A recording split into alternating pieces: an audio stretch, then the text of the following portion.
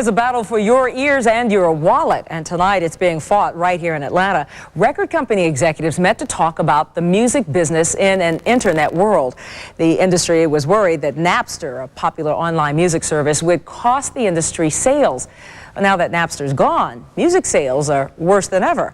11 Alive's Joel Thomas joins us now with more on the confusing story. Joel, one would have thought outlaw the free and they'll come running to buy, but not so, huh? Exactly, put them back in the stores. But actually, it's the worst slump that the record industry has seen in 10 years, Brenda. And it all started when Napster disappeared from here. Now, Napster let everybody get their music free by swapping files. But ironically, ever since Napster has disappeared, they're finding it harder and harder, and they're seeing the sales slip for these.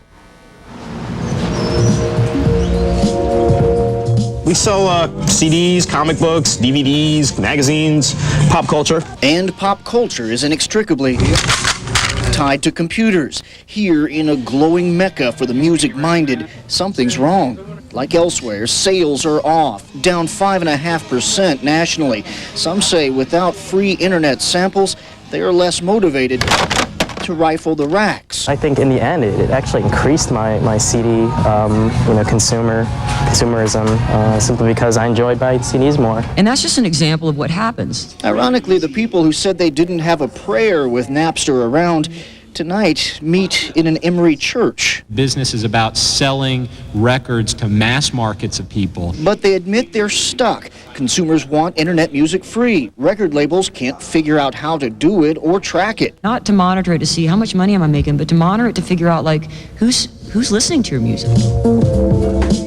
And one other drawback, prices pushing $20 a CD. What's the price of that? $15.99. Ooh. Our markup has remained the same, and it looks like we're getting more, like we're raising our prices, but we're not making any more money than we were making 4 years ago.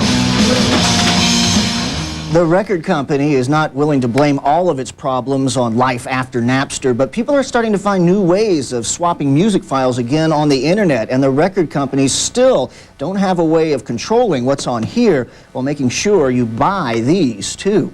Live in the newsroom, Joel Thomas, 11 Alive News tonight. Tell you what, it's a lot of options out there. Record companies have their work cut out for them. It's a brave new world. It is indeed. All right, thanks, Joel.